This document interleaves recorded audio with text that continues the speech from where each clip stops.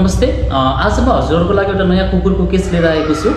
केही दिन अघि म एउटा कुकुरको केस हेर्न गएको थिएँ र जुन केस हेर्दाखेरि चाहिँ म त्यसैको आज एउटा डिस्क्रिप्सन गर्न गइरहेको छु। त्यो केसको बारेमा चाहिँ त्यो केस के थियो भन्दाखेरि चाहिँ 10 देखि 12 दिनदेखि त्यो कुकुरले केही पनि नखाएको अवस्था।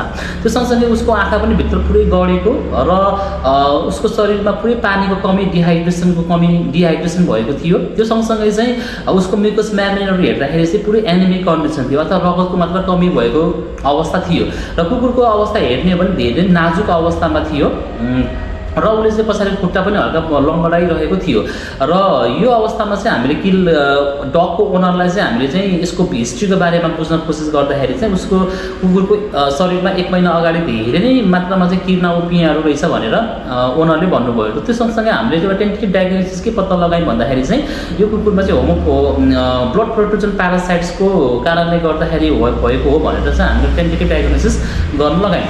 र त्यो सँगसँगै चाहिँ हामीले सलाइनहरू दियौँ, नर्मल सलाइनदेखि लिएर ग्लुकोज पानीहरू पनि दियौँ र त्यो सँगसँगै कम मेडिसिन्सहरू पनि हामीले उपचार गर्नको लागि चाहिँ राखेको छौँ हैन।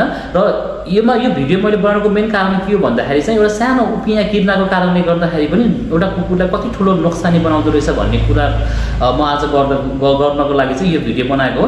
त्यसैले चाहिँ हजुरले पाल्नुभएका कुकुरहरूमा चाहिँ यदि उपियाँ किर्नाहरू छ भने बेलामा नै उसको उपचार गर्ने कोसिसतिर लाग्नु होला, किनभने चाहिँ जति तपाईले ढिलो गर्नुहुन्छ त्यति नै उसले चाहिँ एउटा जीर्ण अवस्थामा कुकुरलाई पुर्याउँछ र कुकुरको मृत्यु पनि हुन सक्ने चान्स धेरै हुन्छ। त्यसैले गर्दाखेरि चाहिँ त्यो रोग लाग्नुभन्दा अगाडि नै हजुरहरूले चाहिँ भेटनरी डाक्टरसँग कन्सल्ट गर्नुभयो भनेपछि तपाईको कुकुरहरूमा चाहिँ किर्ना उपियाँबाट लाग्ने रोगहरूबाट बच्न सकिन्छ।